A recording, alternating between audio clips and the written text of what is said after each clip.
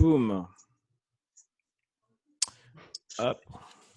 Lancer enregistrement, c'est bon. Ah ben, quand on n'a pas de tête, hein, Faut avoir des post-it. Exactement. Et puis, ah bah, alors, moi, les post-it, tu vois, des carnets complets. Regarde, je peux être ton ami, Julien. Ah, mais c'est ça. Salut Valérie. Salut. C'est top. Salut Valérie. Bon, bah, j'ai lancé l'enregistrement. On va. Tac. Donc, ce qu'on va faire, ce que je voulais vous proposer avec Sylvette, on a fait une petite présentation. Je vais la dérouler. Ce que je vous propose, c'est deux choses. C'est que vous notiez dans un coin les questions et on balayera les questions à la fin pour qu'on essaye de tenir le timing. Idem, si à un moment, parce qu'en fait, on avait une petite crainte, c'est que ça part en coaching parce que on est tous des coachs.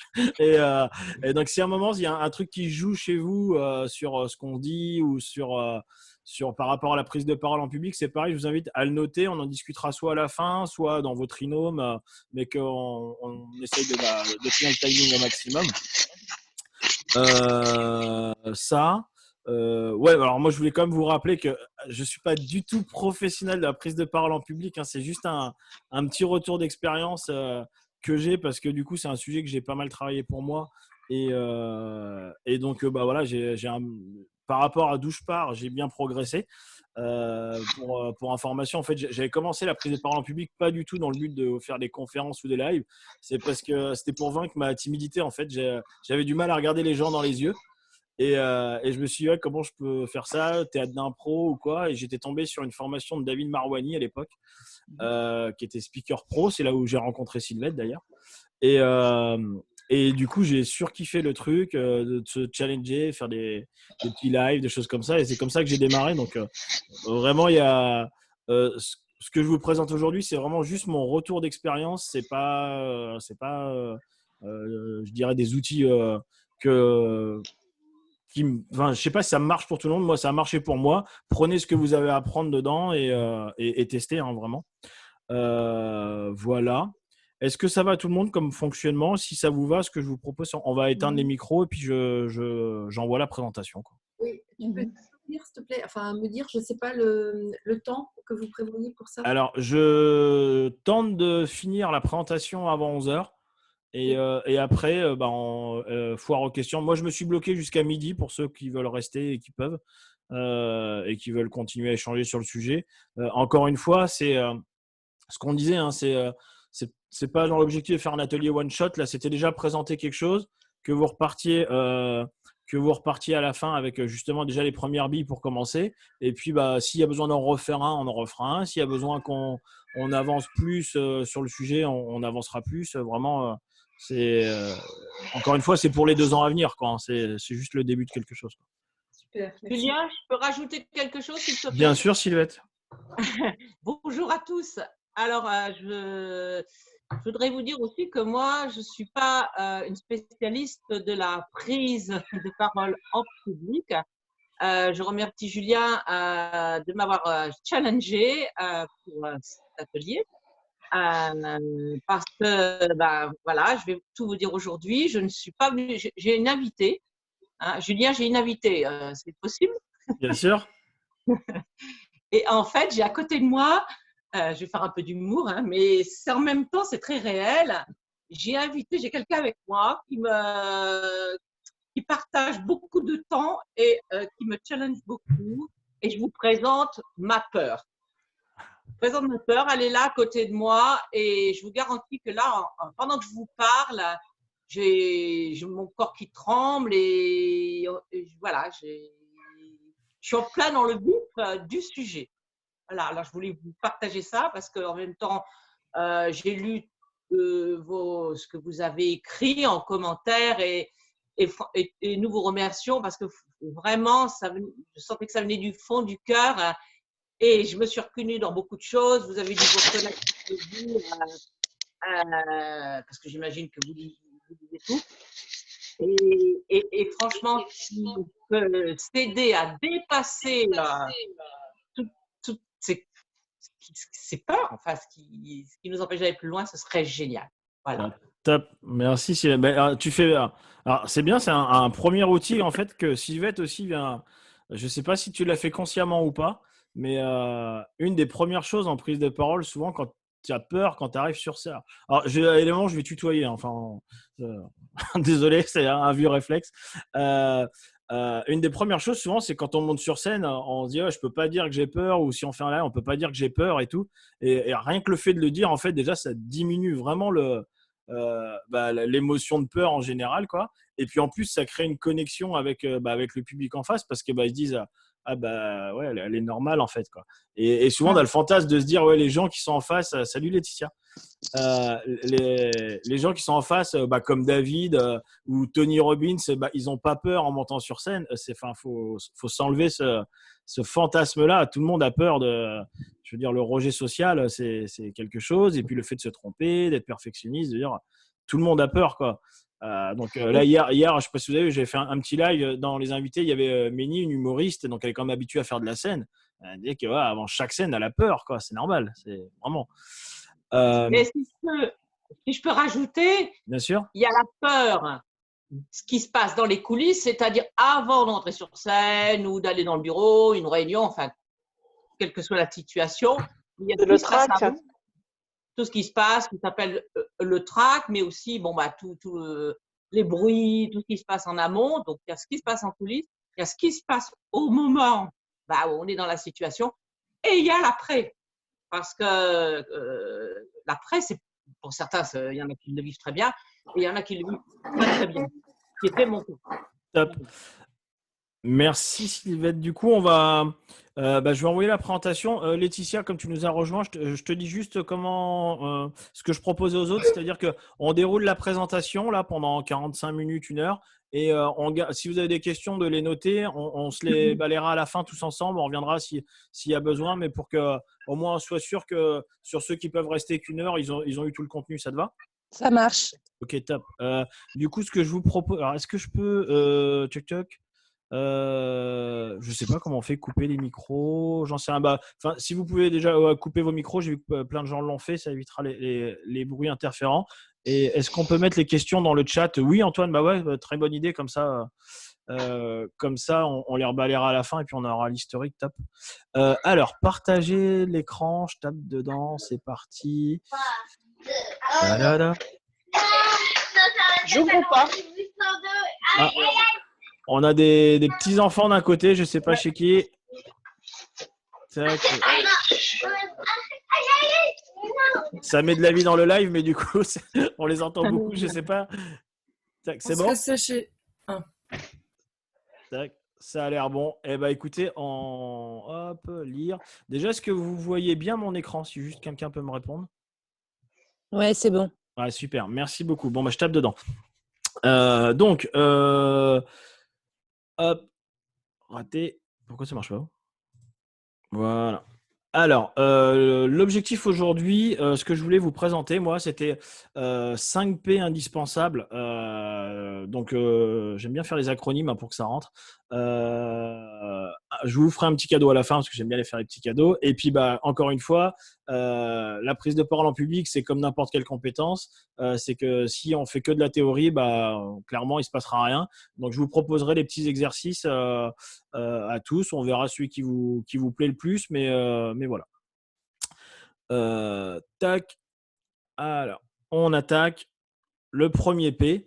Le premier P dans la prise de parole en public, c'est la passion. C'est en fait les gens pourront jamais, et regardez bien, c'est jamais arrivé, j'insiste sur jamais, que si vous mettez de la passion dans le truc, vous êtes irréprochable en fait. C'est très rare qu'on se moque de quelqu'un qui est passionné dans ce qu'il fait.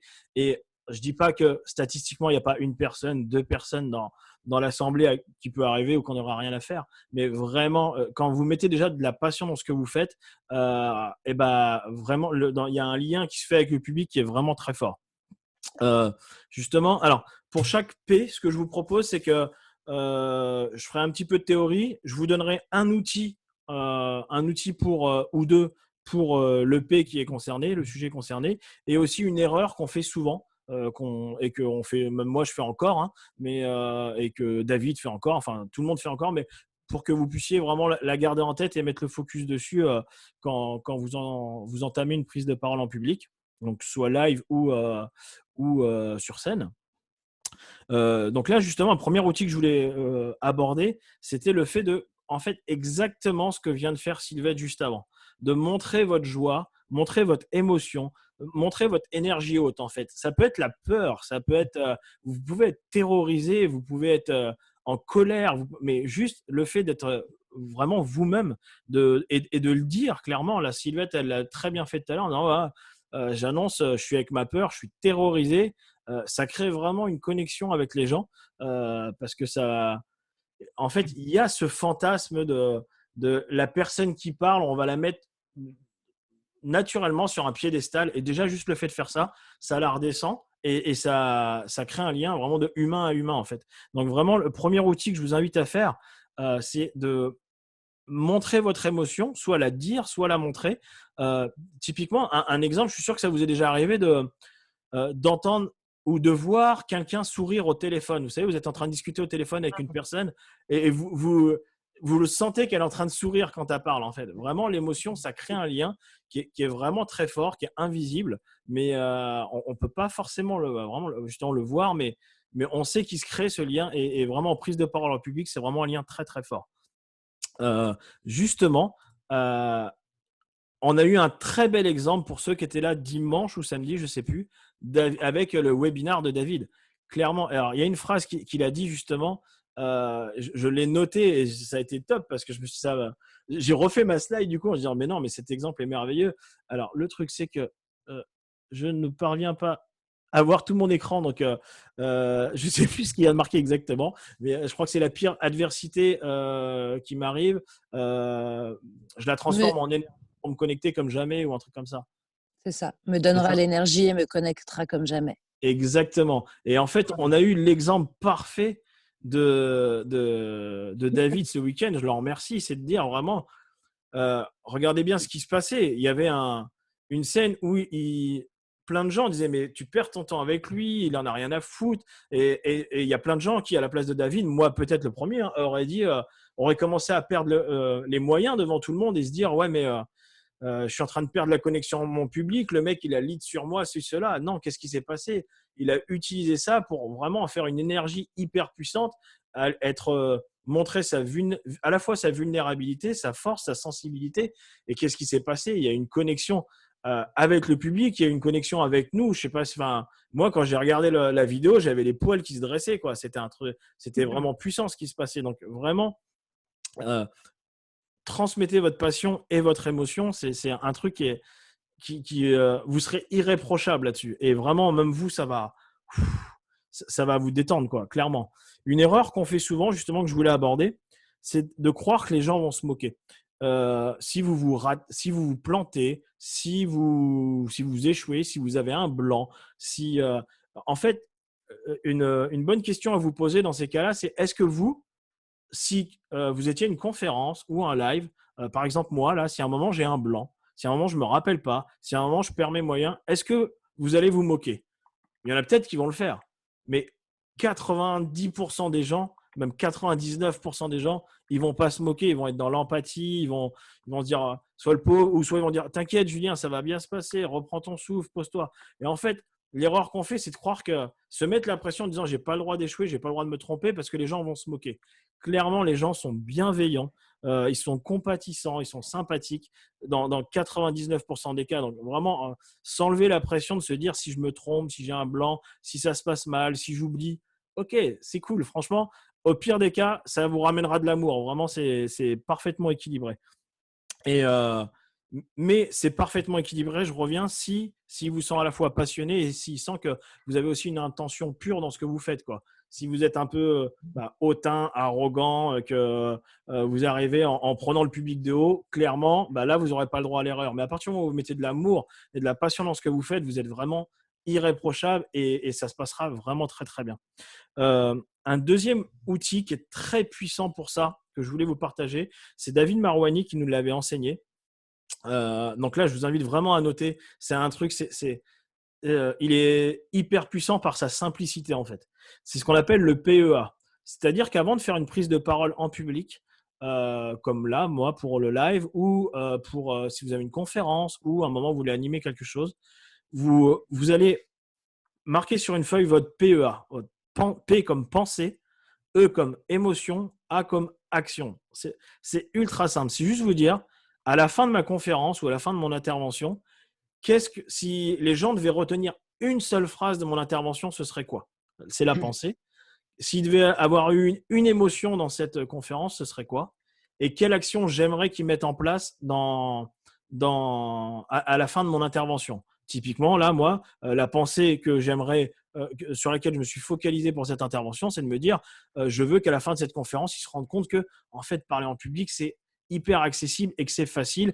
Et à partir du moment où on pratique, l'émotion, c'est juste refaire redescendre un petit peu la peur et vous redonner de la force dans le fait d'y aller, quoi. Et l'action, c'est que vous mettiez en pratique les outils qu'on verra à la fin. Et en fait, juste d'avoir noté ce PEA, vraiment, vous allez voir, si à un moment vous avez un blanc, vous vous reconnectez à ça, ça revient. À un moment, vous voyez que vous dérivez, vous partez dans un monologue, vous vous reconnectez à ça, ça va bien. Vous perdez vos moyens, vous vous reconnectez à ça, ça va bien. Le truc est tellement simple que c'est hyper puissant et ça vous permet vraiment de garder le focus sur la qualité de votre intervention et sur la connexion que vous avez avec votre public. Justement, une deuxième erreur qu'on peut faire quand on est passionné, ça j'insiste parce que alors je vois excusez-moi, c'est que je voyais qu'il y avait des questions. Moi, ce que je vous propose, c'est que je ne regarde pas le chat pour l'instant pour rester connecté avec vous. Mais ouais, notez vos questions dans le chat, surtout s'il y en a. Une erreur qu'on fait souvent, et moi ça m'arrive encore de la faire, c'est quand on est passionné par un sujet, on va vite utiliser des mots techniques. On va avoir tendance à vouloir faire un PowerPoint très compliqué. Il va être tellement compliqué parce que on va vouloir lire, on va avoir le réflexe de se mettre à le lire. On va être tellement généreux parce qu'on est passionné qu'on va vouloir donner plein de choses. Et on va vite ennuyer les gens et les saouler, quoi. Vraiment, c'est ramener notre intervention comme si on l'expliquait. J'aime pas cette expression, mais c'est vraiment ça. C'est comme si on l'expliquait à un enfant de 6 ans, quoi. Revenir à un truc simple. En fait, ce qui est simple pour nous, enfin pour vous, l'est pas forcément pour les autres. Et quand on est passionné, on a tendance à vouloir mettre plein de mots techniques et donner. Et en fait, on va vite perdre les gens et les ennuyer. Donc, ouais. Julien, je peux rajouter un petit quelque chose? Ouais, bien sûr. Sans te couper. Peut-être, ce serait important de remettre, je propose de remettre une définition par rapport au mot passion, parce qu'on a tous une définition différente. Je ne sais pas ce que tu en penses, Julien, mais le mot passion, s'il est, je dirais, dans un sens vraiment, j'ai très envie que ça fixe un objectif vraiment très, très fort et que j'y vais avec la foi, l'envie, ok. Mais le mot passion aussi a un revers où justement il y a la dispersion et on sait que ça peut être limité par une énergie débordante et du coup créer des limites. Donc peut-être revoir le sens qu'on y met derrière. Alors, tu vois, moi en général, quand j'ai un petit doute comme ça, et je te remercie de l'avoir rappelé, Sylvette, moi je reviens à soit l'étymologie, soit à la définition simple du dictionnaire. Et tu vois, quand je regarde, passion égale un amour intense ou alors un état affectif et intellectuel assez puissant pour dominer la vie mentale. Vraiment. Ah. Donc, ça revient à ce qu'on vient de dire, c'est que si vous mettez de l'amour dans ce que vous faites, ça vous donne de la force et ça fait taire le mental, quoi, clairement. Pour moi, ce serait ça la définition de la passion. Après, chacun a sa définition, comme tu le dis. Mais là, en l'occurrence, dans le premier P, moi, c'est vraiment là-dessus que je veux insister, c'est mettez de l'amour dans ce que vous faites et vraiment, ça va faire taire le mental et vous connecter avec le public. C'était juste pour parce qu'on sait très bien on peut se perdre dans la passion. C'était juste pour un petit peu ouvrir cette… rien négliger en fait. Tu fais bien de le rappeler, Sylvette, merci. Et justement, un outil supplémentaire là, pour votre prise de parole en public, notamment sur la passion, c'est rappelez-vous en début d'intervention à qui je m'adresse en fait. Quel est mon public? Parce que je vous parlais des mots techniques, je vais éviter les mots trop techniques. Si vous faites un truc ou un sujet voilà, dans lequel vous êtes un expert, mais évitez les mots techniques si vous présentez à un public qui connaît pas. Si vous présentez devant un public d'experts, par exemple David, quand il fait ses interventions à l'EDEC, il va pas utiliser la même sémantique et le même langage que quand il le fait au séminaire EPR, par exemple. Il n'a pas le même public en face. Il n'a pas un public qui a déjà fait soit du dev perso, soit un petit peu de coaching, soit donc voilà. Vraiment, quand je dis attention aux mots techniques, c'est aussi attention à qui je m'adresse en face, quoi. Est-ce que c'est clair pour vous? Encore une fois, si vous avez des questions, ce que je vous propose, c'est marquer dans le chat et puis on revient à la fin sur les questions. J'allais passer au deuxième P. Sylvette, est-ce que tu veux rajouter un truc sur la passion, ma grande? Non, je crois que tu as à peu près tout dit, puis je suis intervenue. Donc, Yep. mais tout ce que je peux dire, c'est que à la fois, il y a un équilibre à trouver de la laisser émerger et exploser et y aller, et quand même à la fois ressentir, c'est comme un espèce de mouvement, j'y vais, j'avance, mais je dose quand même, de pas tout lâcher comme ça sans gérer, quoi. C'est pas le mot gérer, mais Non, la contrôler, quoi, la maîtriser. ouais, contrôler, maîtriser, c'est ouais, mais vraiment ressentir. Bon, voilà, je pose ça là maintenant, mais je dose, quoi. Top. Voilà. Faut Merci, pas tout Sylvette. lâcher d'un coup, quoi. On peut lâcher tout d'un coup, mais du coup, ça peut faire de la dispersion et du coup perdre plein d'informations. Top. Merci, Sylvette. Je passe au deuxième P. Alors, le deuxième P, c'est la perfection. Mais alors, attention, c'est pas la perfection dans le sens soyez parfait. C'est vraiment dans le sens d'aller chercher la perfection. On n'est pas parfait, on n'a pas envie de l'être d'ailleurs, mais c'est vraiment dans le sens d'aller comment je peux m'améliorer, comment je peux progresser. À l'image des coachings, en fait. Vos coachings ne sont pas parfaits, mais vous passez votre temps à identifier vos points faibles, à faire de la pratique délibérée pour améliorer, progresser. Et tout. C'est dans ce sens-là, en fait, chercher la perfection. Justement, je voulais vous faire un petit focus là-dessus sur Gad Elmaleh. Gad Elmaleh, qu'on aime ou qu'on n'aime pas, il a quand même fait un carton dans le milieu du one-man show. Il a même révolutionné, on peut le dire, le milieu du one-man show. Et pourquoi il a marché si bien que ça? C'est d'ailleurs pourquoi aussi les Marvel, je ne sais pas si vous connaissez les Marvel, hein, les super-héros, Iron Man, tout ça, pourquoi ils marchent aussi bien que ça? C'est parce que ces gens-là montrent leurs défauts, leurs vulnérabilités. Gad Elmaleh, il vous montre qu'est-ce qui fait qu'il se connecte avec nous? C'est qu'en fait, il montre toutes les petites bêtises du quotidien qu'on fait, que lui fait. En fait, il nous ramène à notre condition d'humain. Les Marvel, je ne sais pas si vous savez, mais en fait, ils sont basés les 12 personnages Marvel sont basés sur les 12 archétypes. C'est-à-dire que c'est 12 personnages qui ont aussi leur part d'ombre, ils ont tous leurs défauts et c'est pour ça qu'on se connecte avec eux. C'est pour ça que ça fait un vrai carton et que les gens se projettent sur les personnages parce que vraiment, oui, ils sont très bons, experts dans un domaine ou très forts, mais à côté de ça, ils sont vulnérables, ils font des bêtises, ils sont pas parfaits en fait. Et c'est ce que votre public en face, il veut pas se connecter à quelqu'un de parfait. Il veut se connecter à un humain en face. Il veut ressentir une émotion. Et c'est dur je sais que David utilise beaucoup cet exemple-là et je l'adore. Est-ce que vous avez vu des gens avoir une émotion avec Ken de Ken et Barbie, quoi? Vraiment, le truc en plastique parfait, machin, c'est tellement parfait, c'est zéro émotion. Et ça marche pas en fait. On veut se connecter à des humains, on peut pas se connecter à une machine ou à un robot. On veut quelqu'un qui est vulnérable en face. Et je reviens encore sur l'exemple de David de dimanche là, mais ça a été vraiment ça. David, au moment où il s'est autorisé à être lui-même, à laisser sortir ses larmes et se lâcher, il a connecté tout le monde, quoi, fédéré tout le monde. Donc voilà. Donc je voulais vous présenter deux outils. Justement là dans ce côté perfectionniste. Donc là-dedans, il y a plein d'outils à utiliser. On pourra en voir au fur et à mesure des 2 ans. Hein. Mais clairement, c'est 2 outils que moi, on m'avait conseillé et que j'essaye de mettre en pratique très souvent. Donc, si vous faites un live, par exemple, on a tendance souvent à regarder l'écran. Là, par exemple, c'est ce que je suis en train de faire parce que je regarde les slides.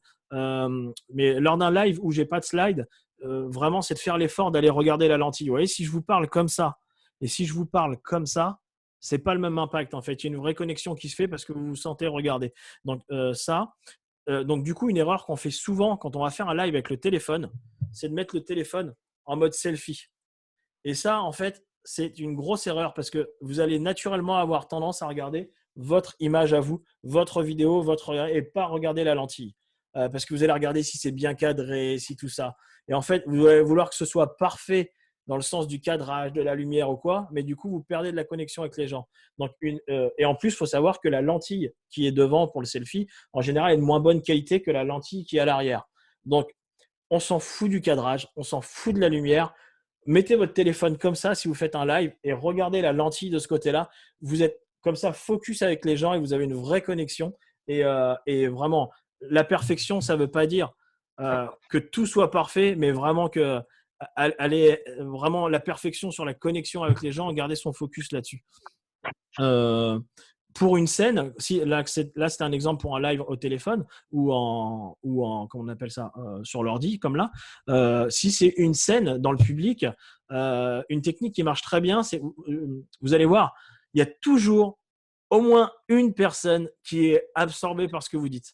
Et donc, c'est d'aller capter son regard à cette personne-là. Vous allez sentir de l'amour, de la bienveillance, ça va être là, elle va boire ce que vous êtes en train de dire. Donc, si à un moment donc, ça ne veut pas dire regarder tout son focus sur elle. Il faut aussi balayer un peu les regards. Mais ça, c'est d'autres techniques qu'on pourra voir plus tard. Mais déjà, si à un moment, vous sentez un peu le stress qui remonte, vous avez croisé le regard d'une personne qui vous juge, ou vous sentez qu'on n'a rien à foutre, vous dites personne ne m'écoute, d'aller raccrocher le regard sur la personne qui est bienveillante et qui vous écoute, ça recrée déjà le lien et ça vous déstresse un petit peu.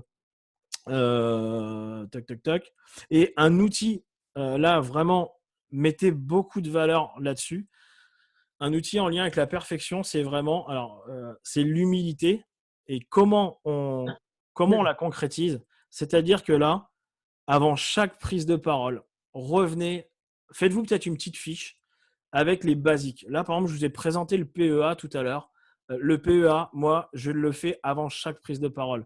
Je pourrais me dire, ouais, je le connais, machin, c'est bon, je le fais dans ma tête. Non, je me force à l'écrire. C'est pas parce que vous avez fait 100, 200, 300 prises de parole que vous ne devez pas de temps en temps revenir au basique parce qu'il y a des choses qu'on oublie. C'est comme dans la conduite de voiture. Des fois, on va prendre des mauvaises habitudes. En prise de parole en public, c'est pareil. On va prendre des fois des mauvaises habitudes et puis qu'on va laisser gangréner. Donc, n'hésitez pas vraiment à revenir au basique si à un moment, c'est une prise de parole un peu plus importante que les autres. Revenez à une petite fiche que vous êtes faite où il y a marqué il y a le PEA, faut que je fasse ressentir mon émotion, enfin voilà, l'outil qui vous aura le plus parlé, auquel vous voulez travailler pendant la prise de parole, mais vraiment c'est hyper important. Et justement, quand on veut être parfait, il y a une erreur qu'on fait très souvent et je vous garantis que vous allez la refaire et vous allez la refaire, mais vraiment c'est de vouloir tout écrire à l'avance. Une prise de parole en public, souvent, on veut tout écrire parce qu'on veut rien oublier. Et vraiment, ça, c'est la plus grosse erreur que vous pouvez faire et vous la referez des fois. Mais le fait de vouloir tout écrire pour rien oublier, on veut être généreux, on veut être sûr que notre public y part avec tout ce qu'on a envie de donner. Mais le problème, c'est que déjà, vous ne pourrez pas vous rappeler de tout. Vous allez avoir la tendance de vouloir lire vos notes, donc vous perdez la connexion avec les gens. Et en plus, vous allez vous mettre une pression à vous dire faut pas que j'oublie ça, putain, faut que je pense à ça. Puis il y a ce truc-là, faut que je le souligne ça. Et en fait, vous allez vous mettre une pression et vous allez stresser, avoir peur et déconnecter. Vraiment. C'est pour ça que le PEA, il est hyper puissant. Juste, quelle pensée, si ma conférence, elle devait être résumée en une phrase, ce serait quoi? Quelle émotion je veux transmettre? Quelle action je veux qu'il fasse à la fin? Plus vous allez revenir à un truc simple et plus ça va être fluide et vous allez garder une vraie connexion avec les gens. Par contre, ça ne veut pas dire que vous ne faites pas un squelette. Ça ne veut pas dire que vous n'allez pas avoir une intro impactante. Par exemple, demain, vous faites un TEDx. Oui, votre intro, vous allez la répéter pour que vous la maîtrisiez. Mais par contre, le contenu, ne cherchez pas à prendre mot pour mot, à avoir tout écrit à l'avance. Parce que ce qui va se passer, c'est que vous allez avoir des trous, vous allez avoir ça va vous bouffer une énergie de dingue et cette énergie, du coup, elle ne sera pas dans la connexion que vous aurez avec les gens. En plus, vous ne serez pas naturel parce que le fait de devoir lire, vous raccrocher à vos notes, vous ne serez pas du tout dans votre naturel et ça va vraiment vous déconnecter avec votre public. Il faut savoir, il y a une stat, je suis sûr que vous la connaissez, mais je pense que c'est utile de la rappeler. Sur une conférence ou sur n'importe quelle interaction que vous avez avec les gens, les mots que vous allez dire, c'est dans ce que la personne va retenir en face, ça représente uniquement 7%. Parce que dans les mots que vous êtes là, de tout ce que je vais vous dire aujourd'hui, vous allez retenir à peu près 7% de ce que je vous ai dit. Après, il y a 35%, ça va plutôt être le ton sur lequel je vais vous le dire. Voilà, est-ce que je vais mettre de l'émotion? Est-ce que je vais être neutre? Est-ce que je veux… Voilà. Et donc, c'est ce qu'on appelle le paraverbal. Hein. Donc, les mots, c'est le verbal. Le ton, c'est plutôt le paraverbal. Mais la grosse partie de ce que les gens vont retenir et de l'impact que vous allez avoir, c'est comment s'appelle, le non-verbal, mais vraiment le corps, justement. Vraiment, est-ce que vous allez mettre des gestes? Est-ce que vous allez être statique? Est-ce que vous allez vous déplacer dans votre public? C'est vraiment ça que les gens vont retenir. Donc, vraiment, faites pas l'erreur de vouloir tout écrire à l'avance. Juste un squelette. Par exemple, moi là, j'ai mes 4P. Je me suis marqué sur une petite feuille juste 3 points outils, erreurs que je voulais aborder avec vous. Mais après, vous voyez, je n'ai pas écrit tout ce que je voulais vous dire parce que je vais oublier des choses. Il y en a qui reviendront après. Il y en a qui… OK, et c'est OK en fait. Juste vraiment garder cette connexion avec le public et le cœur l'amour qu'on veut donner à notre public à ce moment-là, quoi. Donc vraiment, si vous retenez un truc là-dessus sur la perfection, ça ne veut pas dire au sens d'être parfait, mais c'est à chaque prise de parole sur quoi je peux mettre mon focus pour progresser, m'améliorer et vraiment sur les premières prises de parole, gardez juste votre focus sur la connexion avec les gens et l'amour que vous voulez leur donner et vous serez irréprochable et vraiment vous aurez une prise de parole vraiment impactante. J'ai envie de t'appeler Josette aujourd'hui. Hein, ça… Oui, hein. Ah oui. C'est mieux que Emelette de tout à l'heure quand même. Hein. Josette, tu voulais rajouter quelque chose, je suppose? Ouais, je trouve ça génial d'être perfectionniste dans le sens que quand on est perfectionniste, enfin, parce que je suis une perfectionniste, donc je sais de quoi je parle, c'est vraiment être dans une position illimitée en fait. Je cherche point par point et j'y vais chaque jour et je continue et c'est en fait illimité quand on est perfectionniste. Et je trouve ça, quand on le voit dans cette définition-là, hein, parce que si on va de l'autre côté, ça devient chiant. Mais dans cette définition-là, c'est une richesse illimitée. Ouais. Et je voudrais juste faire une petite aparté pour dire comment vous vous sentez pendant cette intervention-là, comment vous vous sentez. Je voudrais juste parler de mon ressenti par rapport au début. J'ai ma peur qui est avec moi. Et là, pendant que Julien parlait, j'ai mon trouillomètre qui est revenu et je perdais même le mot perfection. Je me dis, purée, il va me demander, j'ai perdu le mot, qu'est-ce que c'est? Et j'ai respiré, j'ai discuté avec ma peur et quand tu m'as demandé, j'avais évacué ça. Donc, c'est important, je pense, à tout moment de faire continuer bien sûr d'être présent, mais de faire comme un arrêt sur image et se demander comment je me sens. Je respire, le mot, la définition, enfin, est-ce que je suis bien présent à tout ce qui se passe? Voilà. Top. Merci, mais tu fais bien de revenir, de rajouter ça, c'est clair. Hein. C'est pareil, cassez-vous le fantasme. À un moment, voilà, vous êtes coach, vous connaissez la gestion des émotions ou quoi. Si à un moment vous avez un pic de stress sur scène, c'est pas grave. À un moment, vous vous sentez envahir et vous rougissez ou quoi. Sincèrement, personne ne vous reprochera de dire écoutez, je suis désolé, j'ai un pic de stress là. Je prends juste 5 secondes pour…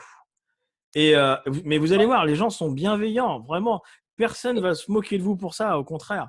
Vous leur rappelez que eux aussi, ils ont le droit de faire ça en fait, en faisant ça. Et ce sera peut-être même le plus beau moment de votre conférence à ce moment-là. Et les gens viendront vous en parler après. C'est vraiment juste… Et parfois, les gens ne s'en rendent même pas compte. C'est juste nous qui nous sentons déconnectés. C'est et vrai. on se fait tout un film autour de tout ça. Et Puis après, on en parle. Alors, là, tu as vu, j'ai eu un… Ah non, on n'a rien vu. Et c'est vraiment nous, avec nous, voilà, et tout le cinéma qu'on se fait, quoi, en fait. C'est clair. Et du coup, là, je vous ai mis une citation que j'adore, hein, c'est quand tu tombes au sol, ramasse un caillou pour repartir avec un cadeau. C'est-à-dire que vraiment, c'est l'idée de dans la perfection, on l'atteint avec les échecs, transcender un échec, progresser ou quoi. Si vous étiez parfait maintenant, bah, ce serait chiant, quoi, vraiment. Donc, à chaque fois qu'il vous arrive, à chaque conférence, sur quoi, bah là, tiens, j'aimerais bien progresser sans jugement, sans rien, juste, ok, bah, j'aimerais être plus synthétique ou j'aimerais, sur la prochaine, j'aimerais mettre mon focus sur mes silences, j'aimerais mettre mon focus sur le ton, mais vraiment, c'est à chaque fois qu'il vous arrive quelque chose, c'est pas grave. Je reviens toujours à l'exemple de David de dimanche, là, mais c'était vraiment ça. Il a transcendé ce qui se passait et pour en faire un putain de cadeau pour les gens, quoi, vraiment. Ok, je vois l'heure qui tourne, j'avance. Le troisième P, c'est la pratique. Fait est mieux que parfait. Déjà, une erreur qu'on fait tous, c'est de croire qu'on est un mauvais orateur. Clairement. Est-ce que tous les jours, vous ne parlez pas avec des gens? Vous le faites tous les jours. Vous êtes déjà de base un très bon orateur. C'est juste que ça dépend du contexte, en fait. Quand vous allez vous retrouver à discuter, des fois, vous êtes avec un groupe d'amis, il y a 10 personnes. Par contre, vous seriez dans une conférence où il y a 10 personnes, on va se mettre la pression. Alors que des fois, ça vous est arrivé de vous retrouver dans un groupe de 10, 15, 20 personnes et de parler, en fait. C'est vraiment se dire, qu'est-ce qui fait qu'à ce moment-là, ouais, il y a peut-être tous les regards sur moi, mais quand j'étais avec mes amis, en fait, quand je parlais, il y avait tous les regards sur moi, en fait. C'est vraiment l'histoire qu'on se raconte, en fait. Et qu'est-ce que je voulais dire? Je ne sais plus. Et voilà. Oui, c'est ça. Et donc, bah, le fait de parler en public, c'est vraiment une compétence. On se met souvent dans le fantasme de se dire oh, j'aimerais tellement être comme lui, j'aimerais tellement être comme David, savoir parler comme ça en public et tout. Le gars, il est à l'aise et tout, c'est génial. Ouais, c'est génial. Mais David, il n'a pas fait comme ça. Et pour vous le prouver, je suis allé chercher 2 vidéos de David et je voulais vous les montrer de comment David a commencé. Alors déjà, est-ce que vous voyez bien toujours mon écran ou pas? Non, le partage est en Oui. pause parce que ah ouais, vous voyez que la slide. Alors attendez, je fais arrêter le partage. Il faut que je partage tout mon bureau en fait. Vous entendez le son ou pas? Ouais, c'est bon. Oui. Voilà. Oui. Ça, c'est une des premières vidéos de David. Comme vous pouvez le voir, est-ce que vous pouvez me dire à quoi ressemble David? Alors ça marche pas. Je ne vois pas pour l'instant. Eh ben non, on le voit pas. David, Non. sur ses premières vidéos, il se montrait pas.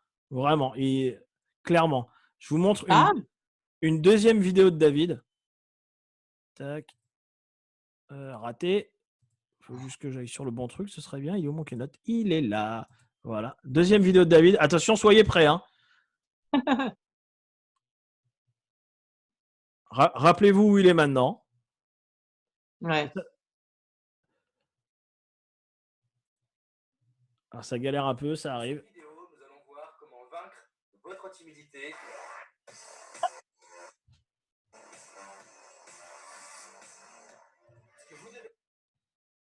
Voilà.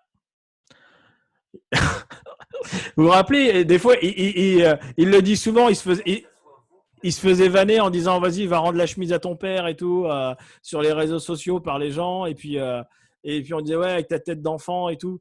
Voilà. Est-ce que ça l'a empêché de y aller? Non, il a juste commencé en fait. Je reviens sur la présentation. Boum, raté, toujours pas. Hop, voilà. Vous revoyez bien les slides? Ouais. Ouais, super. Vraiment, David, il a commencé. Il faut s'enlever le fantasme que les grands speakers, ils ont ça en eux, c'est génial, ils sont forts. J'aimerais tellement être comme eux, je le serai jamais. Si, vraiment. Regardez, moi j'adore faire ça. David Marouani, c'est un des plus grands conférenciers que je connaisse. Allez voir sur la chaîne de David Marouani. Vous faites regarder par date et allez voir les vidéos, comment il a commencé. Vous allez voir que franchement, vous pouvez y aller. Hein. Mais en fait, une erreur qu'on fait souvent, c'est de croire que c'est inné. Non, c'est pas inné, c'est une compétence comme une autre. Il faut pratiquer, pratiquer, Ouais. pratiquer. Julien, vraiment. Ouais. Julien, c'est comme quand tu vas au spectacle, tu vois le spectacle achevé et on ne s'imagine pas le travail qu'il y a derrière. Exactement. Énorme. Typiquement, là, dans le live que je faisais, c'était quand vendredi, je reparlais de ça il y a 1 an, 2 ans. J'ai voulu affronter mes peurs. Voilà, je ne vais pas me justifier pourquoi, mais un petit kiff comme ça. Mais en fait, voilà, j'avais peur de beaucoup, beaucoup, beaucoup de choses. Et j'ai dit, bah, je vais commencer par quelque chose, et c'était le vertige. Et là, j'ai eu une grosse étape pour moi en février cette année. J'ai sauté à l'élastique. Et c'était juste un truc impensable pour moi. Déjà monter dans une échelle, c'était impensable. Alors sauter à l'élastique, c'était never ever quoi. Et bah, du coup, j'ai pas commencé par ça. J'ai commencé par et puis je me suis pas mis la pression en me disant je vais sauter à l'élastique le mois suivant. Je me suis dit je me laisse 1 an pour sauter à l'élastique. Et bah pendant les premiers mois, j'ai cherché à me faire des petits challenges, monter dans une échelle, jusqu'à sentir que j'étais un peu à l'aise avec ça. Après, je suis monté dans une grande roue. Mais ma femme, elle pourrait vous en parler, hein. C'était impensable pour moi de monter dans une grande roue, mais vraiment. J'étais monté une fois dans une grande roue, ils avaient été obligés d'arrêter la grande roue. J'avais une crise d'angoisse, j'étais tétanisé et c'était impensable. Et là, après, bah, je l'ai fait parce que j'avais fait du palliatif. Après, j'ai sauté en parachute et là, j'ai terminé avec le saut à l'élastique. Et vraiment, à chaque fois, j'ai eu peur. Mais par contre, si j'avais commencé par le saut à l'élastique, je n'aurais jamais fait. Et en fait, la prise de parole en public, c'est exactement la même chose. C'est qu'il va falloir vous faire des petites sorties de zone de confort, mais cherchez pas à faire une présentation hyper impactante à la David, à la Anthony Robbins, à je ne sais pas qui d'autre, du premier coup. Enlevez-vous cette pression.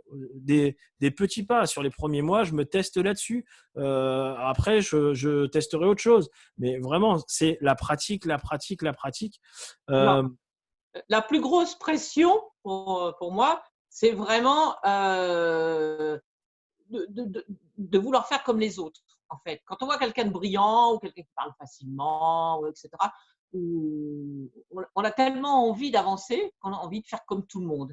Et du coup, en voulant copier ou faire comme tout le monde, et ben, du coup, on régresse. C'est tout le contraire qui se produit parce qu'on se met une couche, en fait, dans la pression. Mais c'est clair. Enfin, franchement, est-ce que, là, je vous pose la question, est-ce que vous connaissez une personne qui a déjà excellé dans un domaine sans s'entraîner, pratiquer? Je veux dire, pourquoi la formation de David, entraîner pour réussir, elle cartonne autant? Parce que justement, elle insiste beaucoup là-dessus. Et moi, je l'ai faite. Et elle m'a beaucoup aidé justement dans le fait dans la gestion de ma peur pour le scénaristique, dans ma gestion de ma peur pour faire des lives et tout ça. Elle m'a aidé aussi dans mon quotidien sur plein de choses. Mais parce que l'entraînement, c'est la base de tout. Enfin, la pratique, c'est la base de tout, en fait. Et souvent, on va être très dur envers nous-mêmes en disant bah ouais, mais moi, j'y arrive pas, je suis nul. Mais non, t'es pas nul. C'est juste que t'es pas entraîné et t'as pas pratiqué. Pratique. Encore une fois, j'insiste, hein, mais attention aux trop grosses sorties de zone de confort. Sortir de sa zone de confort, c'est vraiment cool. Par contre, si c'est pour aller dans la zone de panique, bah, vous allez vous faire un traumatisme. Clairement, vous aurez même pas envie de réessayer après, quoi. Donc, des petites sorties de zone de confort régulières, ça sera beaucoup plus puissant que aller se mettre un gros challenge, genre une grosse scène tout de suite énorme C'est ça. et se mettre la pression. Justement, un petit outil supplémentaire là-dessus. Souvent, on a la générosité, encore une fois, qu'on utilise à mauvais escient dans les comment ça s'appelle, dans les conférences ou dans les prises de parole en public. C'est qu'on veut tellement donner que du coup, bah, c'est pareil, on va se remettre une pression et puis on peut ennuyer les gens aussi. Ce qui est bien, c'est faites-vous pour comment ça s'appelle, une prise de parole avant 3 à 5 idées maximum dans ce que vous allez donner. C'est vraiment, ça dépend aussi de la durée de la conférence, bien entendu, hein. Mais dépassez pas les 5 idées. Vraiment, c'est même largement, au-dessus. Les gens retiendront pas. Vous allez vous rajouter une pression de vous rappeler tout ça et ça sert à rien. Vaut mieux que vous fassiez 10 conférences où vous présentez une idée que une où vous en présentez 10 parce que déjà, vous allez vous mettre la pression. Vous n'allez pas tout retenir. Vous allez oublier des choses. Ça va être un peu cafouillis et les gens vont pas retenir. Donc, vraiment, attention à ça. Sylvette, tu veux rajouter quelque chose? Sinon, je passe au 4e. Ouais, je pense qu'il y a quelque chose à travailler pour s'assurer d'avancer. C'est cette envie à l'arrière-plan d'être entendu et compris. Voilà, c'est ce qui me vient. On a trop envie d'être entendu, on va donner trop d'informations, beaucoup d'informations, on va, au nom de la passion, etc., on va donner. Et du coup, alors que c'est pas le contenu qui qui est pas intéressante. C'est tout simplement, c'est généré par une énergie derrière de vouloir être entendu, de vouloir être compris, de trop tout vouloir. Non, mais c'est Voilà. clair, tu fais vraiment bien de le rappeler. Euh, Vraiment, cassez-vous le fantasme de, dans votre conférence, vous allez impacter tout le monde. Vraiment, vous pouvez déjà casser ce fantasme-là. C'est juste impossible. Statistiquement, il y a des gens qui vous écouteront pas, qu'on n'aura rien à foutre ou que vous ferez pas vibrer, clairement. Donc, moi, je sais qu'avant chaque, enfin, un truc que j'utilise aussi, ouais, dans ma petite fiche basique, hein, que je me rappelle à chaque fois, c'est de me dire, écoute, si à la fin de cette conférence, j'ai au moins aidé une personne, si à la fin de cela, j'ai au moins aidé une seule personne, pour moi, j'ai gagné déjà. Et vraiment, ça aura servi à quelque chose. Bah, franchement, bah, vous pensez que je me mets plus la pression en me disant j'aide une personne ou je veux aider tous ceux qui seront là absolument et m'en assurer en plus? Non.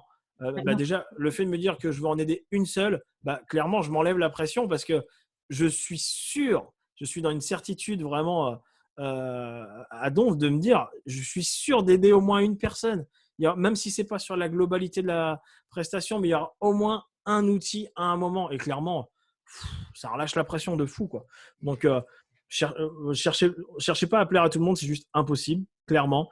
Dites-vous avant la conférence, si j'aide une seule personne déjà, est-ce que c'est pas cool? Est-ce que j'ai pas gagné mon pari? Bah si, franchement, c'est cool. Donc, se relâcher avec ça. Et je rajouterai, et même si je n'aide personne, moi, j'ai osé aller au bout de ce que j'avais envie de présenter. C'est mon rêve, enfin, c'est mon objectif. J'y suis allée, quoi. Parce que parfois, on ne sait pas. Il y a une espèce d'attente dans lequel c'est souhaitable de ne pas être, en fait. Mais en fait, en soi, si vous aidez personne dans le public, vous avez aidé au moins une personne qui est vous-même, en fait. Parce que vous aurez progressé, vous serez challengé. Donc, en fait, vous aurez au moins aidé une seule personne déjà. Si elle n'est pas dans le public, c'est vous-même. Mais statistiquement, bon, à moins que vous ayez qu'une personne dans le public en face, ce qui peut arriver, hein, clairement, ça arrive. Hein, des fois, vous organisez un événement, il n'y a personne qui vient ou il n'y a qu'une personne et vous êtes dégoûté. Ok, bah, plein de fois, les gens disent ouais, bah, j'aurais pu annuler. Non, je n'ai pas annulé. J'ai tout donné pour la personne qui était là. Elle avait fait l'effort de venir. Et bah, ok, soit je vois ça comme putain, je suis vraiment une merde. J'ai fait un événement, il n'y a personne qui est venu. Soit je me connecte à la personne, je me dis écoute, bah, tu sais quoi, je vais lui donner encore plus d'amour parce qu'elle m'a fait confiance et elle est venue, quoi. Et bah, franchement, ça relâche la pression, vraiment. Le quatrième P, sûrement un des plus importants et un de celui qui fait le plus peur, mais c'est la persévérance. Donc là, je voudrais commencer par une citation d'une personne très importante. J'ai peur, mais je le fais quand même, car je veux être courageuse. C'est une des personnes qui m'inspire le plus au monde, c'est ma fille. Donc maintenant, elle a 6 ans, mais elle m'a sorti ça quand j'avais 5 ans. Et cette phrase, mais c'est un ancrage que j'ai, justement, je l'ai utilisé pour le saut en parachute, pour le saut élastique, je l'utilise à chaque fois que j'ai peur. En fait, quand elle s'apprêtait à faire du vélo, enfin, je lui apprenais à faire du vélo sans roulette, il y a eu un jour où on a insisté, elle est tombée, mais elle s'est fait tellement mal, et franchement, elle a voulu réessayer. Et au bout d'un moment, je voyais qu'elle avait vraiment mal, elle avait le genou en sang et tout. Je dis non, écoute, Morgane, c'est bon, on arrête. On réessayera demain. Franchement, tu peux être fier de toi. Tu as vraiment essayé. Mais juste là, tu ne vas pas y arriver parce que maintenant, tu as tellement essayé que tu es fatigué. Du coup, l'équilibre, c'est plus dur à tenir. Donc, on reviendra demain ou la semaine prochaine, pas de souci. Et elle n'en a eu rien à faire de ce que je lui ai raconté. Elle est montée sur le vélo, mais en mode, tu sais, comme dans les films, là, genre, je me sèche mes larmes et j'y vais, quoi. Et elle a foncé. Et elle a réussi. Et elle était tellement fière d'elle à la fin qu'elle en a jeté le vélo, elle s'est mise à danser et tout. C'était un truc de dingue. Et moi, mais je chialais comme une madeleine. Et elle m'a dit, ouais, j'avais peur, mais je l'ai fait quand même parce que je voulais être courageuse. Et ouais, moi, ça m'a… Et ce truc-là, la persévérance vraiment de se dire, ok, même quand vous croyez que c'est fini, faites la pompe de plus, réessayez la conférence de plus, réessayez encore.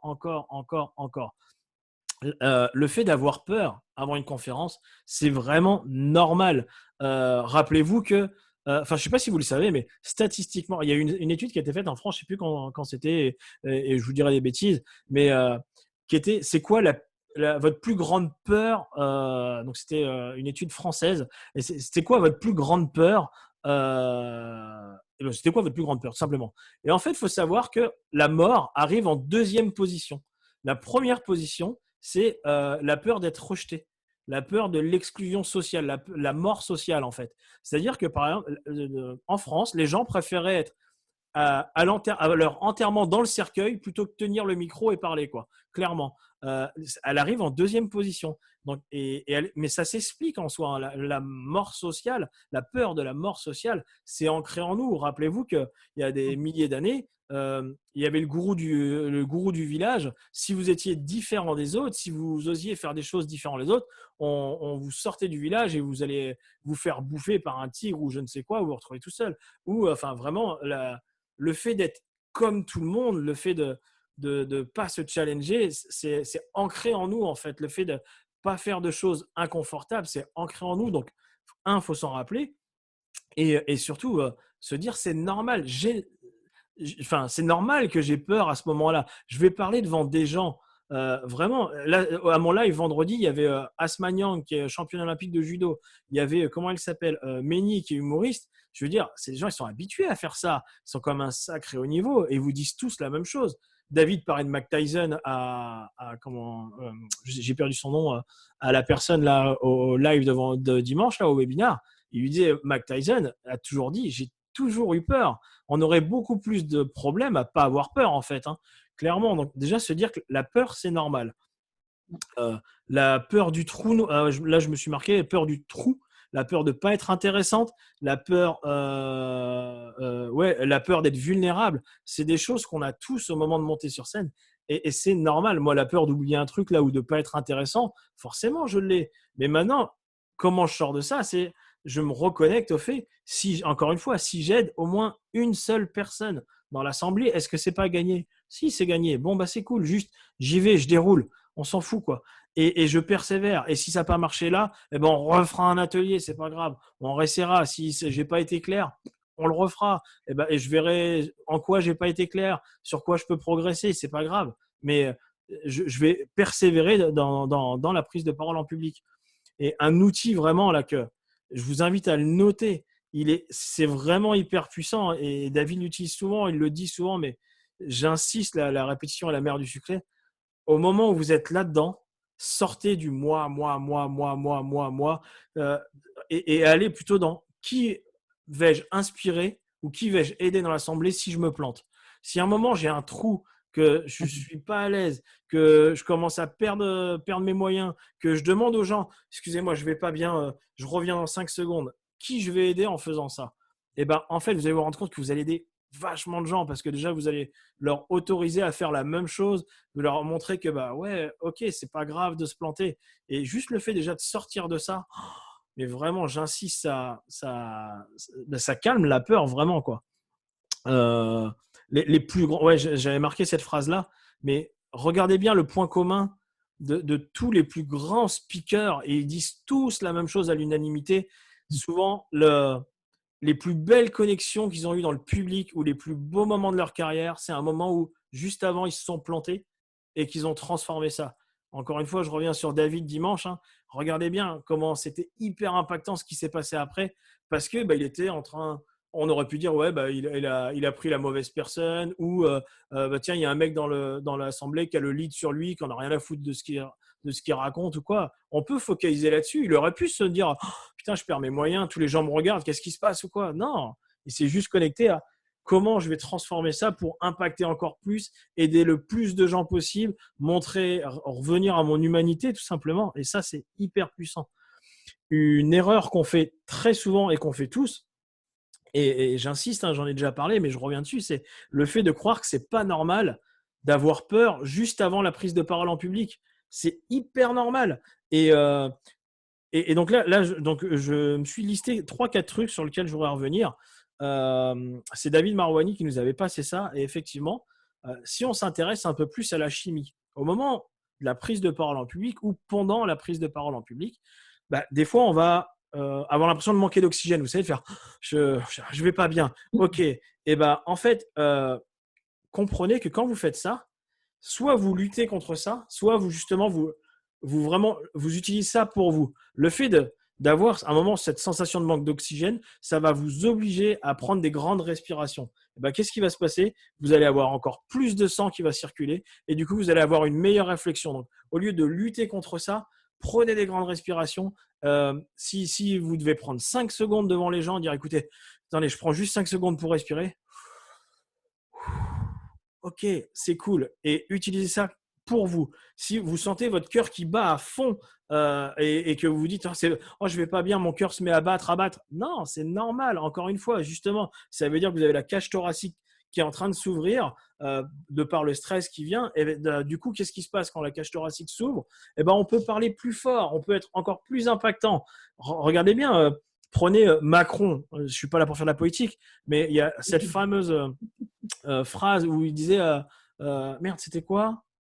Où il s'était c'est notre projet, où je sais plus ce qu'il s'était mis à hurler vraiment. Ben, on le sent à ce moment-là qu'il a le cœur qui bat à 200 à l'heure et qui justement il est un peu dans l'euphorie, il est dans le stress, mais il se met à hurler et sa voix change. Là, Sylvette, elle pourra revenir là-dessus parce que c'est quand on a une experte de la voix là-dessus, mais sa voix est beaucoup plus impactante à ce moment-là, quoi, vraiment. Donc, il y a ça. Il y a aussi le troisième point, c'est l'adrénaline. L'adrénaline, on sent une montée d'adrénaline, on dit ah, c'est pas bien, je vais pas bien. Mais si, l'adrénaline, c'est ce qui vous permet d'avoir les meilleurs réflexes, d'être encore plus dans la réaction. C'est juste génial. Et la transpiration, si on se met à transpirer, à se dire là, je vais pas bien, je vais pas bien. La transpiration, c'est quoi l'utilité de la transpiration? Pourquoi on transpire? Dans le sport, c'est pour avoir des mouvements plus fluides. Pourquoi notre corps il transpire? C'est justement, si vous étiez tout sec, bah, c'est là où on a des mouvements qui sont beaucoup moins fluides. La transpiration, elle a une utilité. Donc vraiment, rappelez-vous que vous manquez d'oxygène à un moment, vous avez le cœur qui bat, vous avez une montée d'adrénaline et vous vous mettez à transpirer. C'est cool, c'est là à votre service. C'est pas là contre vous, c'est vraiment là à votre service. Qu'est-ce qu'on va penser de moi si j'ai des grosses auréoles sous la chemise? On s'en fout.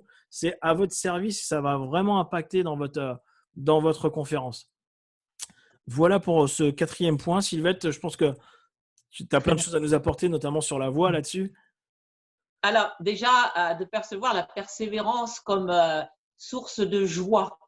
Parce que si je persévère et puis que petit pas par petit pas et que je vois que, ah ouais, j'arrive, c'est source de joie. Votre énergie change et ça, c'est extraordinaire à ce moment-là. Ensuite, pour parler du moment de vie, du moment oui, quand il y a un trou, quand on ne se sent pas bien et que Julien parlait de respirer, on peut le faire soi-même, mais aussi inviter le public à le faire, enfin, des personnes qui sont là, même derrière l'écran, alors un petit peu respirer ou juste se lever, s'asseoir, parce que voilà, ça donne de l'oxygène aussi bien pour soi, bien sûr, mais aussi pour la personne en face. Parce que parfois, quand il y a beaucoup, beaucoup d'informations, et surtout des informations nouvelles ou qui ne vont pas du tout dans le sens qu'on a l'habitude, eh ben, ça peut être voilà, très bien. Et effectivement, de bouger ou en tout cas de respirer très, très profondément, ça a l'influence sur la voix, sur le résultat, l'impact de votre voix, ce que vous avez à communiquer. Top. Merci Sylvette. J'active parce que alors je suis désolé, je suis voilà, dans la générosité, du coup je pète le timing. Voilà. Et vous voyez, c'est pas, il n'y a pas que du bon à être généreux. Le cinquième P, on en revient souvent, mais est-ce que quelqu'un connaît ici Charlotte Effelmeyer? Je crois que je peux présenter son exemple 100 fois, je ne saurais jamais dire son prénom, son nom de famille. Alors du coup, moi je vous l'apprends. Charlotte, en fait, on est en 2015, si je ne dis pas de bêtises. Et Charlotte, elle fait la une des journaux à ce moment-là. Elle reçoit plein de récompenses parce que Charlotte, il lui est arrivé un truc de dingue. C'est qu'elle a eu un accident. Elle avait 19 ans à l'époque et elle a eu un accident avec son père dans ce pick-up-là. Et son père s'est retrouvé coincé sous le pick-up. Et le pick-up a commencé à prendre feu, en fait. Et allez savoir comment. Charlotte, elle a réussi à soulever le pick-up qui fait plus d'une tonne pour dégager son père, en fait. Donc, du coup, elle a fait la une des journaux et tout ça. Et là où je veux en venir, c'est que pourquoi Charlotte, elle a réussi à trouver une force incommensurable et vraiment une force de dingue à ce moment-là, c'est parce qu'elle avait un pourquoi très très fort. Vraiment, sur votre petite fiche avec le PEA, là, marquez avant votre conférence pourquoi vous faites cette conférence. Pourquoi c'est important pour vous de faire cette conférence et de la réussir. Est-ce que c'est parce que ça alimente votre vision à long terme? Est-ce que c'est par rapport à la personne que vous voulez devenir? Est-ce que c'est parce qu'il y a une personne dans l'assemblée qui est hyper importante pour vous et vous aimeriez lui transmettre quelque chose? Pourquoi vous faites cette conférence? Et c'est hyper important parce que vraiment, ça vous fera sortir aussi de la peur et du moi. Si par exemple, votre pourquoi, c'est de devenir un grand conférencier, eh ben, écoutez, du coup, vous avez tout de suite avoir conscience que si je me plante, c'est pas grave parce que ça alimente mon pourquoi qui est de devenir un grand conférencier. Ça me permet de m'améliorer. Et vraiment, on en parle souvent, mais c'est un outil qui s'applique à tout, de chercher son pourquoi. Et dans la prise de parole en public, c'est vraiment pareil. Comprenez que s'il y a une peur quelque part, c'est qu'il y a un rêve qui est derrière en fait. Et se reconnecter, est-ce que mon rêve vaut-il que j'affronte ma peur? Est-ce que ma vision vaut-elle que j'affronte ma peur? La réponse est toujours oui. Et donc vraiment, ça va vous redonner une force de dingue au moment où vous perdez un peu les moyens, quoi. Vraiment. Je ne sais pas si tu veux ajouter un truc, Sylvain. Oui, au niveau de l'énergie, l'être humain a une énergie que j'ai envie de qualifier d'illimitée. Vous ne pouvez pas imaginer la puissance de l'être humain au niveau énergie. Et on l'utilise, ça.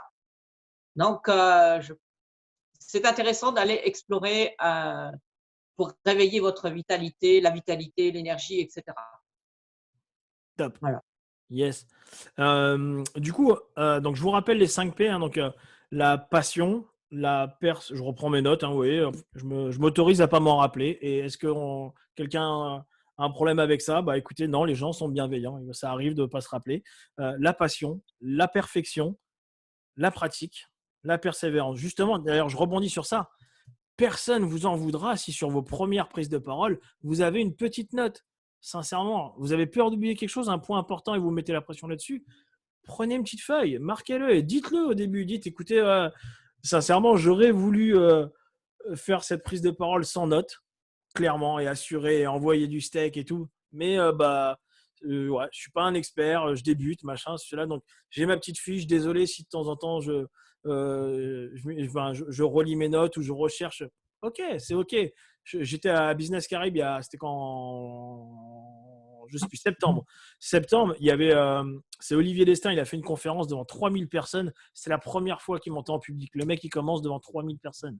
Il est arrivé avec ses fiches, il a cherché, de temps en temps, il a fait des blancs, il a fait. Est-ce que les gens lui en ont voulu? Non. Est-ce qu'il n'a pas été impactant? Si, il a été impactant de fou.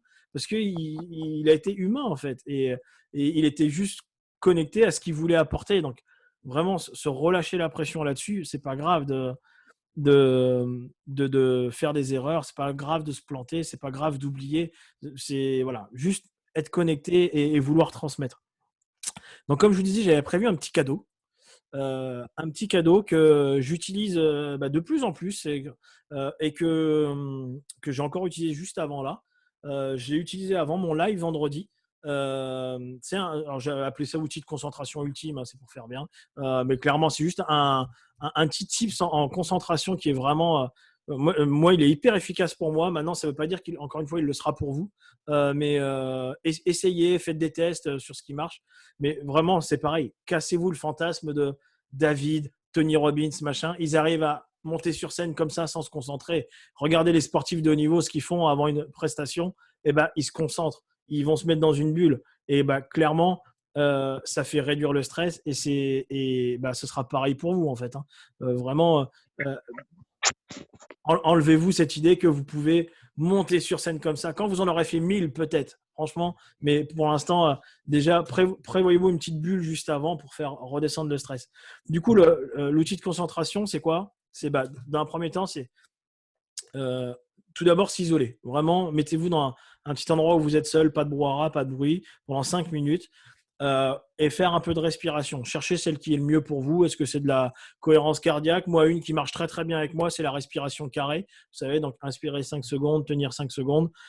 souffler, expirer 5 secondes et retenir 5 secondes. Voilà. Faites ça sur 3-4 cycles, le temps que ça descende un petit peu. Juste faire taire un peu le mental et revenir au côté, faire descendre le mental et le stress et revenir au côté un peu plus émotionnel et la zone de calme.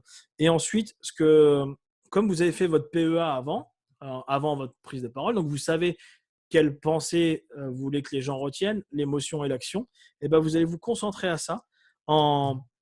Donc, il y a plein de façons. Une façon qui marche bien pour moi, c'est j'essaye de labelliser un petit peu mon PEA. C'est-à-dire, est-ce que c'est une personne, est-ce que c'est une forme, est-ce que c'est un tableau où c'est écrit, est-ce que c'est une couleur, est-ce que c'est… Voilà. Et de me visualiser avec mon PEA juste à côté de moi.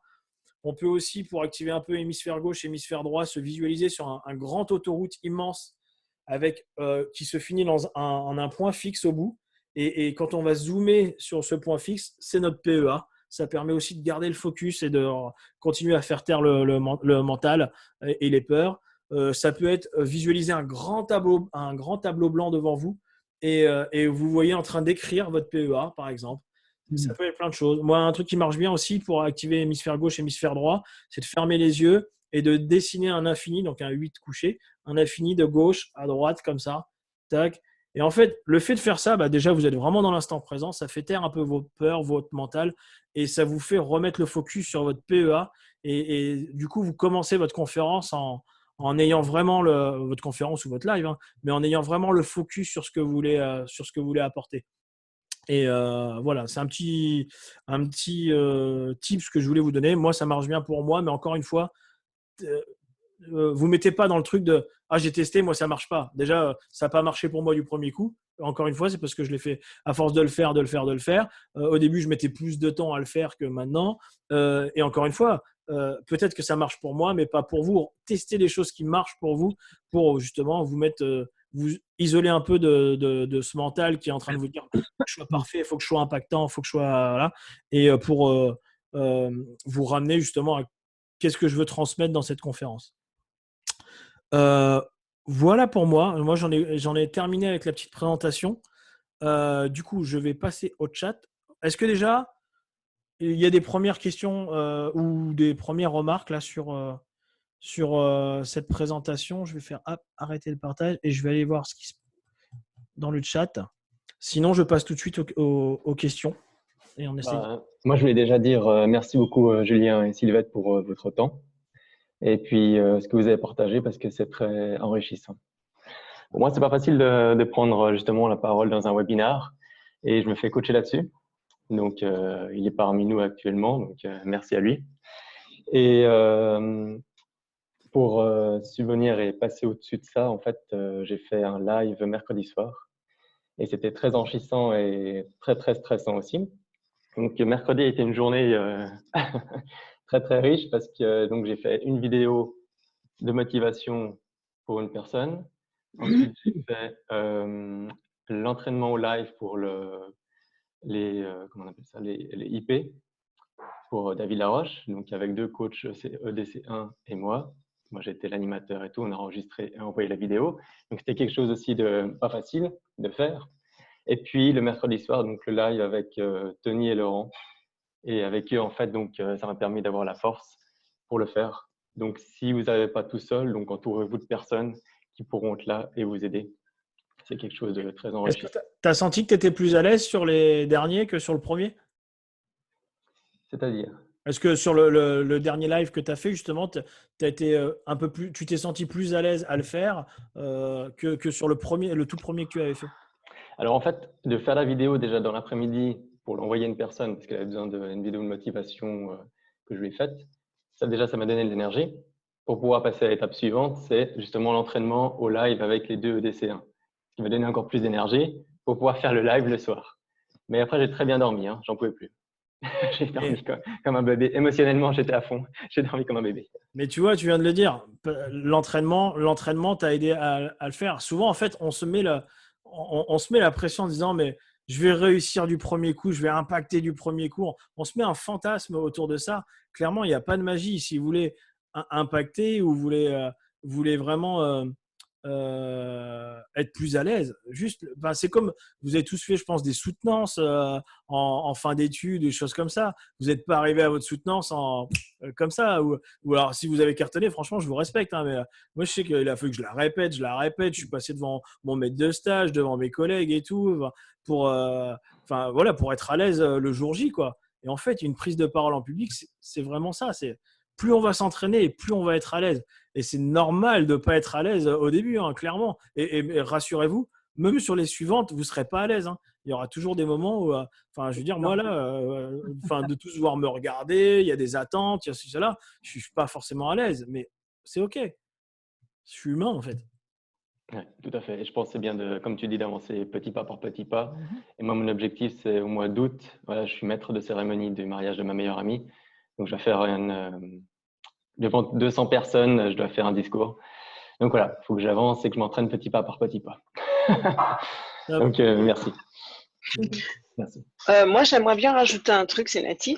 Yes. Je me suis rendu compte, moi, j'ai pas peur du public en fait.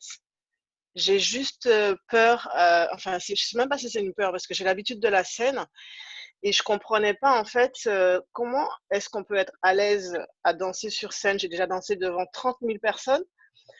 Avec la boule au ventre, certes, mais bon, j'ai l'habitude de la scène. Et comment, en fait, dès qu'il s'agit de prendre la parole en public, dans un micro, par exemple, j'entends ma voix, j'ai un blocage, en fait.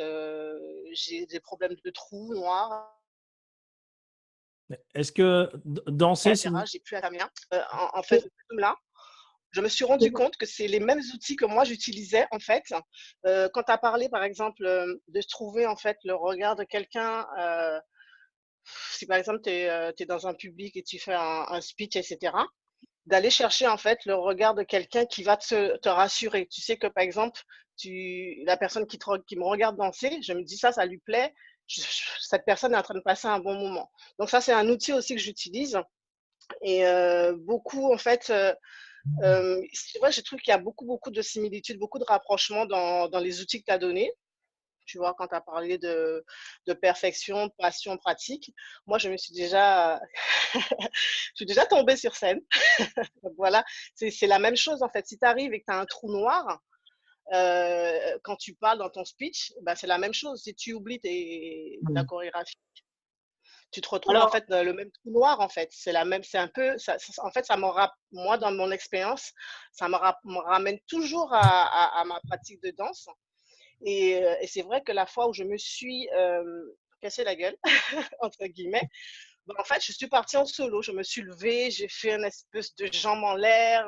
Je suis partie en solo, j'ai essayé de faire un truc improvisé, justement, et je ne me suis pas mis la pression parce que j'avais ce trou-là. Et je pense que c'est ces outils-là que je vais utiliser, justement, pour pouvoir m'aider parce que la prise de la parole en public, pour moi, c'est vraiment quelque chose qui me met vraiment très, très mal. Franchement, je ne suis pas bien parce que j'entends ma voix. Je sais pas, est-ce que c'est un problème avec ma voix? Est-ce que, je ne sais pas, je suis à l'aise. Pour moi, en fait, le langage du corps, pour moi, c'est une façon de m'exprimer. De danser, pour moi, c'est une façon de m'exprimer. Mais par contre, le langage, c'est vraiment le truc à travailler. Mais franchement, merci parce que c'est les mêmes outils, en fait, que j'utilise et que je devrais justement utiliser si je dois prendre la parole en public, en fait. C'est vraiment pareil.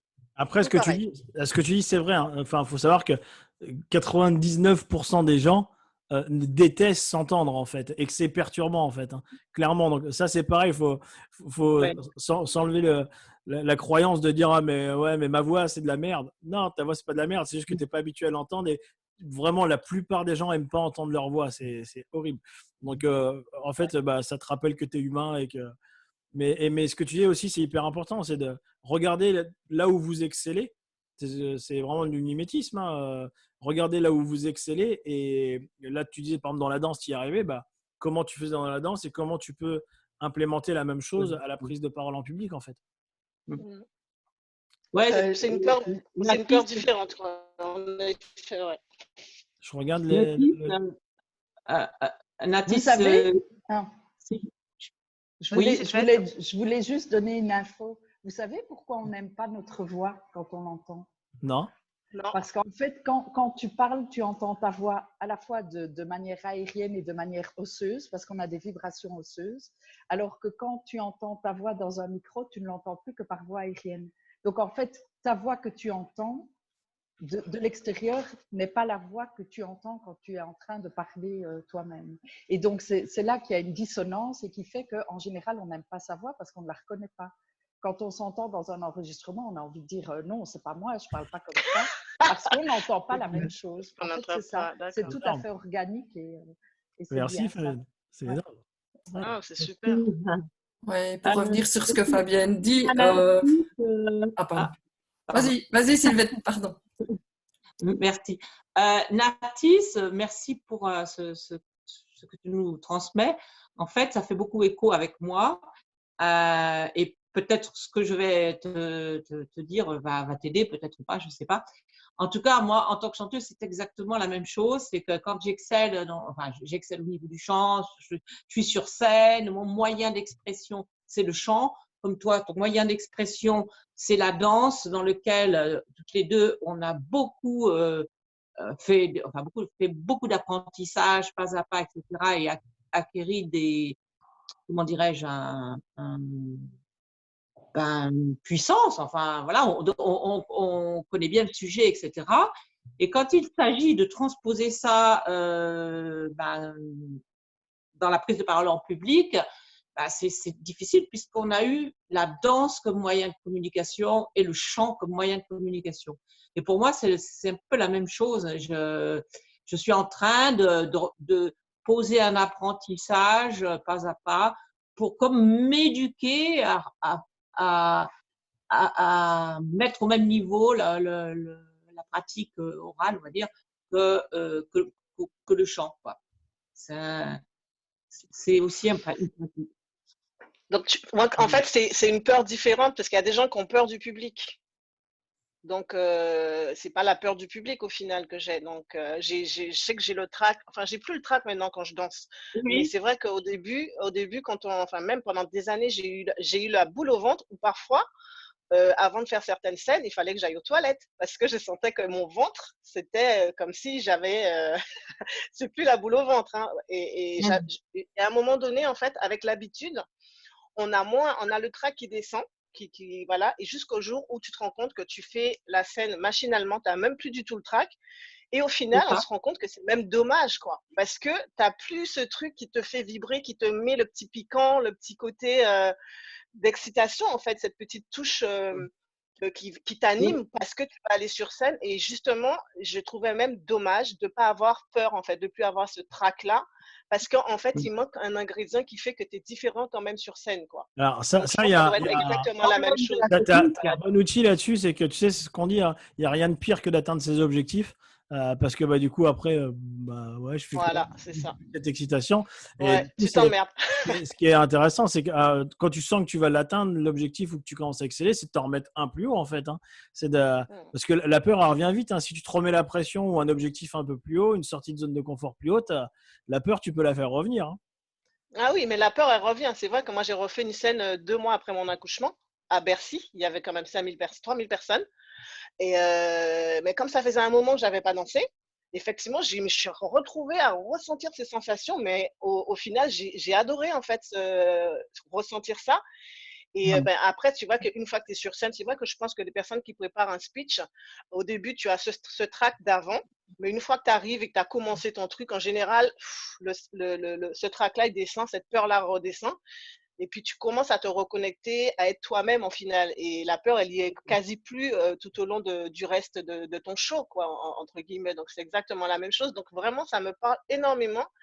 Et vraiment, merci pour les outils, puisque je ne voyais pas comment faire et alors que j'avais les clés, au final, c'est les mêmes choses que j'utilisais, quoi. Et là, vous venez de m'éclairer sur un sujet qui va vraiment m'apporter énormément pour la suite des projets que j'ai, en fait. Après, tu vois, je vois dans les commentaires, il y en a qui ont partagé d'autres outils. Hein, clairement, les outils, il y en a plein. Là, franchement, comme on n'avait qu'une heure ou deux, j'ai dit, j'en ai mis que quelques-uns.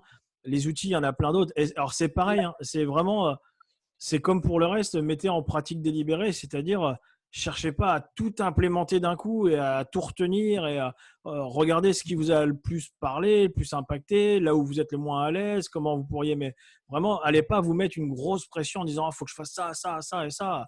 Vraiment, des petits pas à chaque fois. Hein. Là, Jonathan parlait de défi live. Moi, j'ai commencé avec ça. Hein. Je m'étais mis, ça a été hyper challengeant pour moi. Je m'étais mis un défi 30 jours de live, un live par jour. Et pour chaque live, je m'étais mis, tiens, aujourd'hui, je mets mon focus sur ce truc-là, sur ce truc-là, sur ce truc-là. Bah, déjà, ça met un peu moins la pression. Et puis, parce que je me dis, bon, bah, sur le reste, bah, tant pis si je ne suis pas parfait, si je fais des blancs, si je bégaye. Enfin, je mettais mon focus sur un truc. Et puis, bah, déjà, à la fin des 30 jours, bah, clairement, j'avais progressé parce que je savais que je ne cherchais pas à être parfait au premier. Je me suis dit, bah, je verrai au bout des 30 jours combien j'ai progressé, quoi. Et bah, là, juste le fait d'avoir fait ça, ça faisait 30 fois plus de travail que j'avais fait jusque-là. Hein, parce que c'est comme on dit, hein, si tu fais une pompe par jour, bah, à la fin de l'année, tu en as fait 365. Quoi. Gagne une heure de sommeil par jour, et bah, tu gagnes 15 jours à la fin de l'année. De chaque jour, bah, ça paraît misérable, mais l'effet cumulé fait que bah, à la fin, tu auras vraiment progressé et tu te mets vachement moins la pression. Quoi. Est-ce que ça vous va si j'avais préparé 2 petits exercices, 2 petits challenges pour ceux qui veulent le faire. Encore une fois, il n'y a pas d'obligation. C'est 2 petits challenges que moi j'avais fait au tout début et qui m'avaient vraiment été utiles. Et ça permet de mettre première petite sortie de zone de confort, de progresser et tout. Ça vous va? Ouais. Est-ce que je peux rajouter juste une Bien petite sûr, chose par rapport au fait de s'enregistrer, d'enregistrer sa voix et de ne pas aimer sa voix? Parfois, on n'aime pas sa voix aussi parce que celle que l'on entend ne correspond pas à qui l'on est, en fait. Bon, c'est un sujet qu'on peut développer peut-être plus tard, mais en tout cas, si l'on ne l'aime pas, c'est qu'elle n'a pas la vibration que l'on ressent en soi. Et c'est souvent dû à une mauvaise position de place de voix, etc. Et aussi parce que parfois, on imite un proche et ce n'est pas notre propre voix. Et intuitivement, on n'aime pas notre voix. Et ça prend, enfin, voilà. C'est ce que j'avais à rajouter. Non, mais vraiment, Sylvette, moi, je l'ai vu faire des trucs de dingue chez les Titanium avec la voix et tout. Enfin, ouais, tu m'avais étonné quand tu avais parlé de ça la première fois. Et en fait, quand j'avais vu les gens, comment ils avaient réussi à changer de voix, comment ça a changé leur physiologie, c'est incroyable. Et l'énergie, moi, tu m'avais choqué. C'était avec l'exercice de la chaise, quoi. Quand t'as tenu combien de temps, Sylvette, à faire la chaise? 36 minutes de chaise. Et en fait, au moment où elle est lâchée, elle allait chercher de l'énergie dans la voix. Elle s'est mise à chanter, à faire des fréquences et tout. Et c'est comme si elle venait de commencer la chaise à chaque fois, quoi. C'est un truc de dingue. Enfin, Sylvette, là-dessus, moi, tu m'as impressionné. Et c'est vrai que la voix, c'est énorme, l'énergie qu'on peut utiliser par la voix. Donc, la voix ne peut pas être la même si j'ai pas d'énergie que si j'en ai. Et automatiquement, je m'écoute avec plein d'énergie. Ah, il y a quelque chose qui est complètement différent. Donc, voilà. Ah, mais vraiment, moi, impressionnant. Bon, on y va pour le challenge, ça vous va? Alors, tac, je vais repartager. Bah non, attendez, excusez-moi, je me suis raté. Partager l'écran, c'est ici.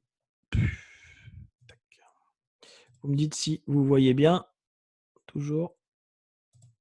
Yes. C'est bon, cool. Alors,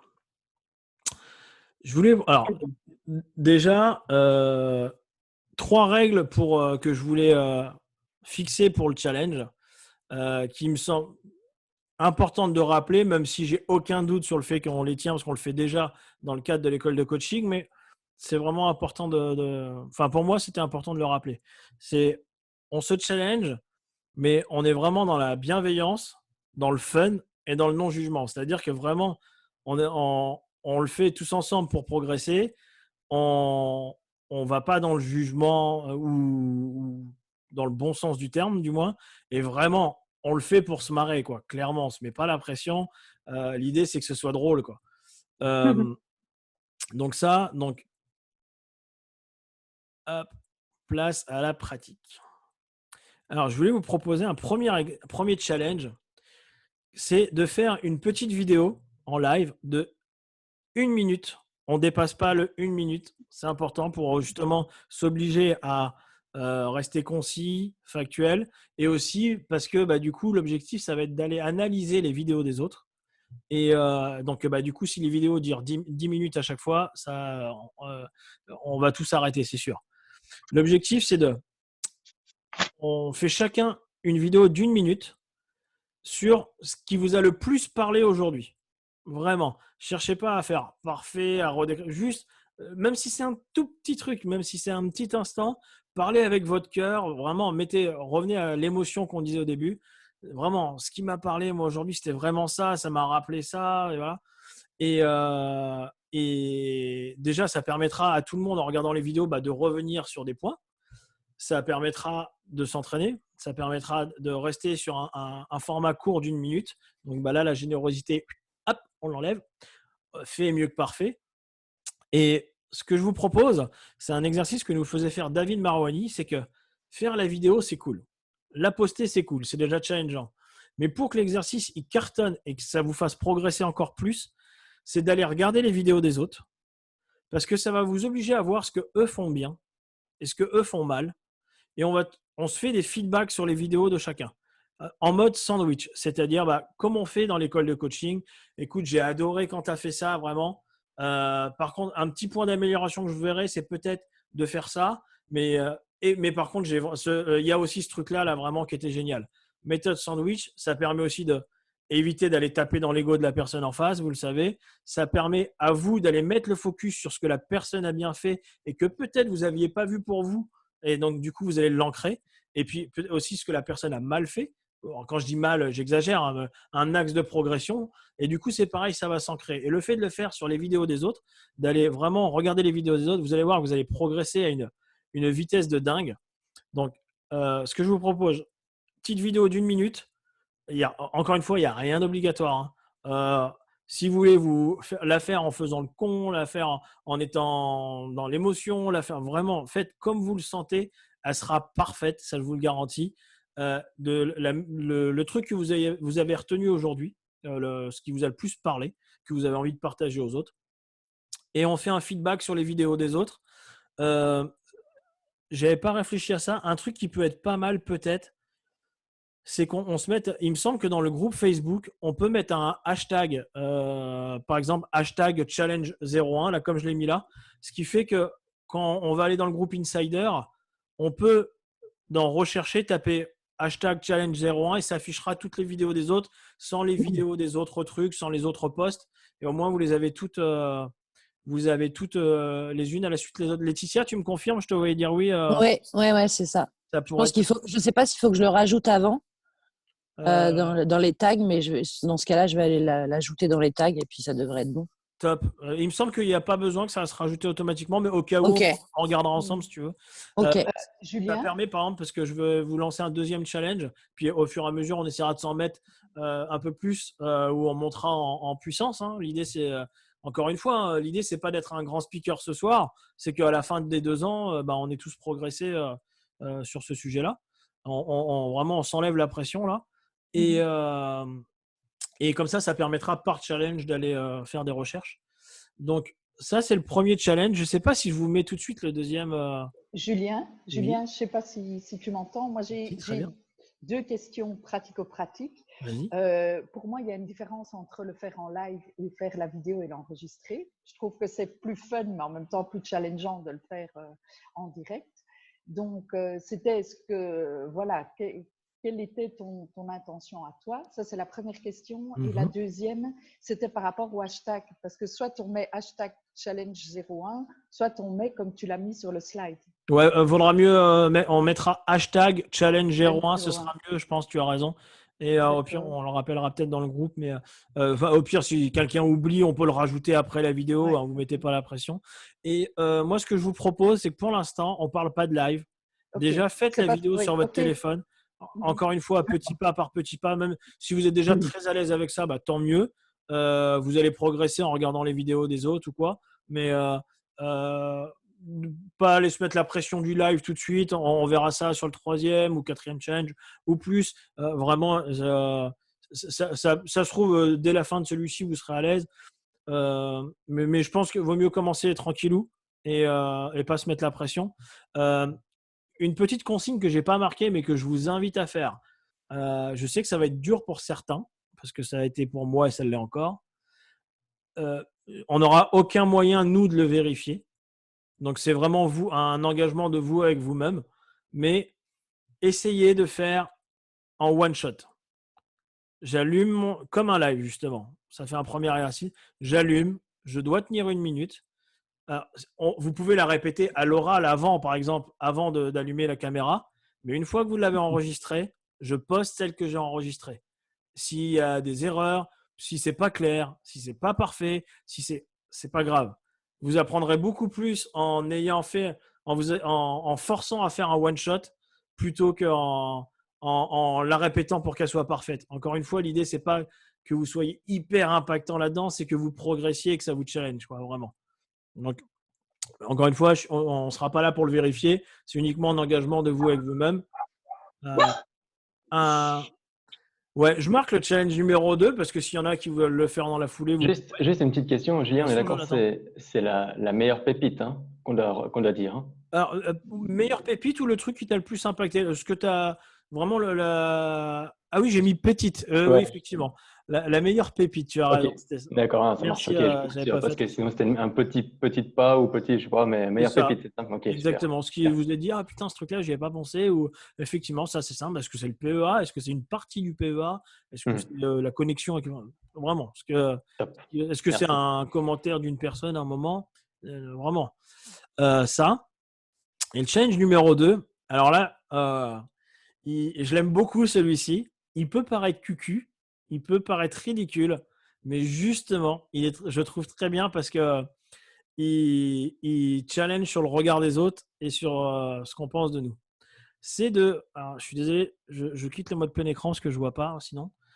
Ce sera de faire une vidéo de 1 minute où vous répétez une seule phrase qui est toujours la même phrase, qui est par exemple, j'avais mis ça, quand je pète, ça pue. Un truc bien ridicule. Et vous allez le dire sur 3 émotions différentes, celles que vous voulez.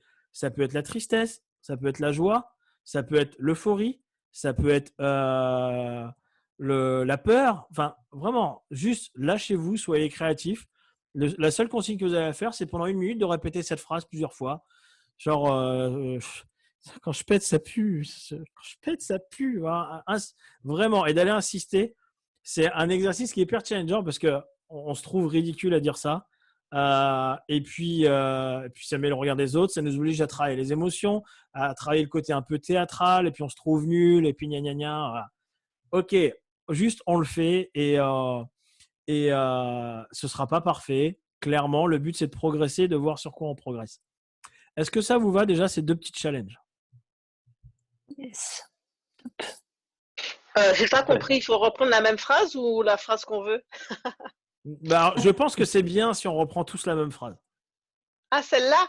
Ouais, voilà, justement pour ça. Justement pour ça. D'accord. Ok, merci.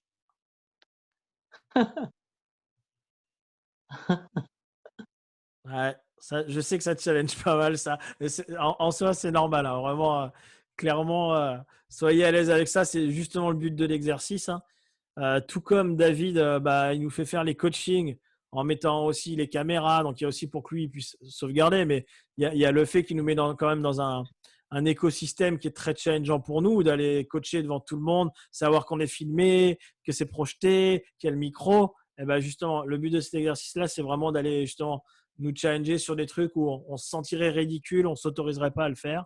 Et là, vraiment, bienveillance, fun, non-jugement. On s'en fout, on sait que c'est juste pour progresser, quoi. Julien, tout petit détail qui a peut-être son importance.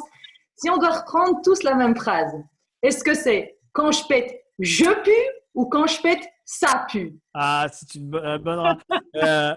Qu'est-ce que vous préférez, vous? Ah, ça pue. Ça pue.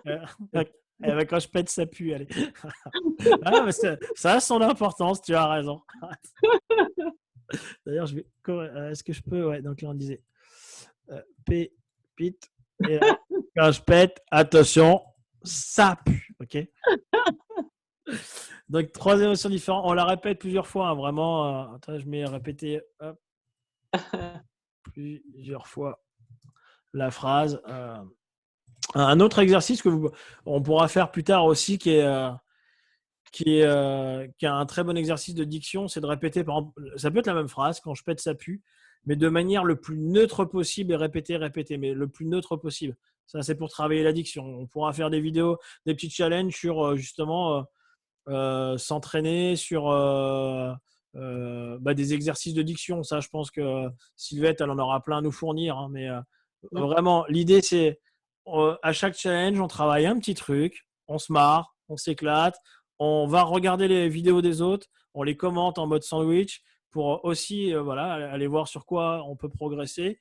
Et vraiment, vous allez voir que en quelques semaines, c'est incroyable comment on devient vite à l'aise, juste le fait de pratiquer, d'échanger entre nous et de prendre. Vraiment, c'est un jeu. Il faut que ça reste un jeu. On se met pas la pression, ça va le faire. Ouais. Est-ce que vous avez des remarques, des questions? Est-ce qu'il y en a que ça challenge? Ça vous fera un bon sujet de coaching entre hommes. On les poste sur le groupe Facebook Insider Coach. Bah, c'est ce que alors Laetitia, Oui, ça te ok. va? On centralise. Ouais, très bien. Top. Super. Ok. Hop, et puis on met le hashtag challenge 01, challenge 02. Alors d'ailleurs, je vais peut-être le corriger là. Toc. Ce qu'on peut faire, c'est on a dit hop, challenge. Hop. Challenge 01. Est-ce qu'on met le prénom derrière de la personne? Oh, pas besoin, c'est pas. Vu qu'il y aura déjà il y aura déjà le nom de la personne qui l'a publié. Hop, je vais y arriver, hein, voilà, j'écris avec des moufles, donc c'est compliqué. Et challenge 02, tac, voilà. Julien, c'est Cécile. J'ai une question technique, peut-être de béotienne, mais bon. Le hashtag, on le met en dessous de la vidéo, c'est ça? On écrit ça? En fait, quand tu la publies, il me semble que tu peux donner un titre à la vidéo, il me semble.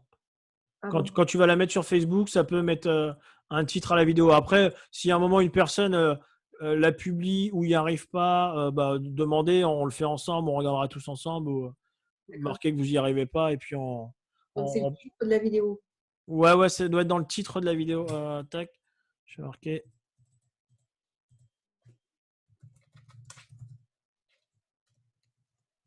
Décidément.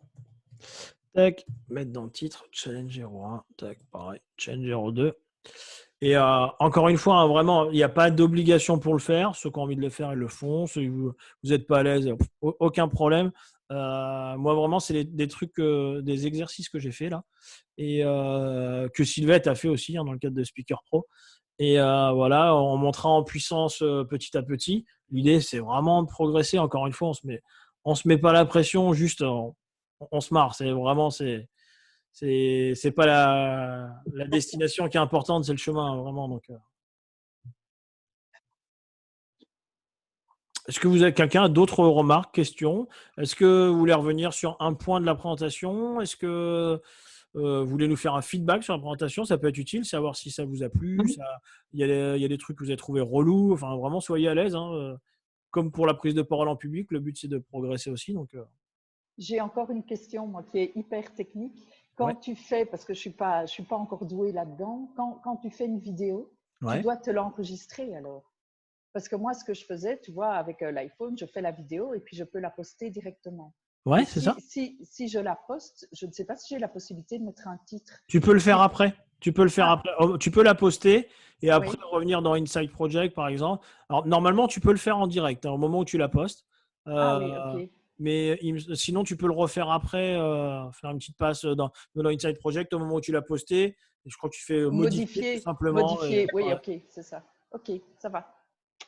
Et alors, je voulais en profiter pour dire que j'ai trouvé vraiment que c'était super intéressant et que, voilà, le reste, je le dirai effectivement dans la vidéo, mais c'était d'autant plus intéressant pour moi que, voilà, je le pratique beaucoup en tant qu'enseignante, l'art de communiquer.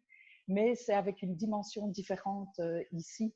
Et donc, c'est un apport qui a vraiment été utile. Et puis, je trouve que votre collaboration à tous les deux est fun aussi parce que vous venez chacun avec des mondes différents, avec des informations différentes et que vous vous complétez. Et c'était vraiment enrichissant pour moi. Mais alors, et encore une fois, comme je le disais au tout début, on n'est pas du tout conférencier professionnel là. Ouais. On a les, comme on dit, les 2 semaines d'avance, tu vois. C'est que moi, j'ai travaillé ça pas mal sur les 2 dernières années là. Vraiment, il y a, je suis sûr que dans le groupe, il y en a plein je sais plus qui nous partageait la méthode de Paul Pironnet tout à l'heure là, mais vraiment, n'hésitez pas à porter votre pierre à l'édifice, rajouter des trucs. Vraiment, moi, je suis hyper preneur de nouveautés. Là, vraiment, c'était juste lancer l'atelier là-dessus et puis qu'on progresse tous là-dessus. Mais alors, après, je suis hyper preneur de choses complémentaires, quoi. Ah oui. Bah, vraiment. Ton challenge numéro 2, Pardon, Cécile. Non, vas-y, Alexa. Bon, moi, les 2 challenges, ils me font flipper, mais on va les faire tout de suite, là, en arrêtant, comme ça, ce sera fait.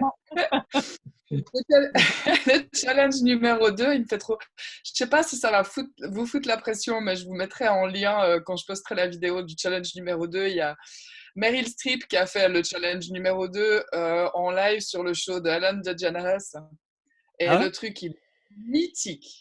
Vraiment mythique. Elle fait, je ne sais plus quelle phrase elle utilise, mais à tour, elle doit le dire en ayant un orgasme, en étant essoufflée, en train de faire du sport. Une phrase qui n'a rien à voir. Et c'est à mourir de rire. Mais vraiment, c'est pour ça que je n'imposais pas les émotions. Vraiment, lâchez-vous. Hein. Si vous le faire en mode, mais vraiment, lâchez-vous. L'idée, c'est qu'on se marre et que ça vous entraîne justement à dire une phrase qui est totalement incohérente de l'émotion avec pourquoi je prends un truc aussi ridicule, c'est que déjà il y a le regard des autres, mais surtout c'est que ça vous oblige à dire une phrase qui est totalement incohérente de l'émotion que vous allez mettre associée, quoi. Et c'est vraiment top, c'est énorme. Ouais, c'est cool. Donc je me réjouis, même si ça fait peur. Merci pour les challenges, c'est